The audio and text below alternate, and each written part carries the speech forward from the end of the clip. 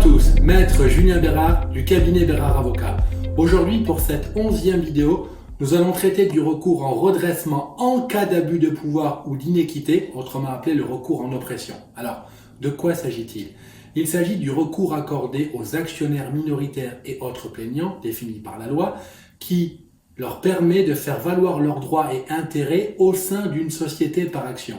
Alors ce recours, le recours en oppression, est fondé sur l'article 241 de la loi canadienne sur les sociétés par action et des articles 450 et suivants de la loi sur les actions, autrement appelée la loi sur les sociétés par action du Québec. Alors ce recours, s'il est accueilli et si les critères sont remplis, nous traiterons des critères dans une autre vidéo, permet aux plaignants d'obtenir les larges pouvoirs accordés aux tribunaux pour redresser les situations d'abus, d'injustice ou d'inéquité auxquelles ils font face. Alors, pour faire simple, le recours en oppression est le recours qui est accordé aux actionnaires minoritaires qui pensent avoir subi un abus, une inéquité, une injustice dans une décision qui a été prise par les actionnaires majoritaires dans la conduite de la compagnie ou le conseil d'administration et qui en subissent un préjudice. Alors, ce recours est un recours important car pour redresser la situation, de larges pouvoirs sont accordés aux tribunaux.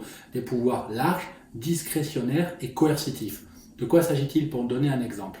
Par exemple, la possibilité de nommer un séquestre, ou alors la possibilité d'octroyer ou d'ordonner la vente d'actions, ou alors la possibilité de modifier une convention d'actionnaire. Donc nous voyons que c'est un recours avec des outils extrêmement puissants. Maintenant, ce sont des recours qui sont traités en chambre commerciale devant des juges chevronnés, experts et pour laquelle la représentation par avocat est obligatoire puisqu'il concerne des sociétés par action. Si vous êtes un actionnaire minoritaire et que vous pensez avoir fait l'objet d'une décision abusive ou inéquitable, vous avez le recours en oppression comme outil pour faire valoir vos droits. Et si vous êtes une compagnie qui est poursuivie par des actionnaires minoritaires dans le cadre d'un recours en oppression, vous disposez de moyens de défense. Dans tous les cas, ce sont des sujets techniques exigeants qui nécessitent l'assistance d'un professionnel, d'un expert en ces questions. À ce titre, je vous rappelle que Bérard Avocat est un cabinet expert en litige civil et commercial et que nous maîtrisons les questions propres au recours en oppression. Si vous avez des questions, des commentaires, n'hésitez pas à me contacter, il me fera plaisir de vous répondre. Et en attendant, je vous souhaite à tous une excellente journée.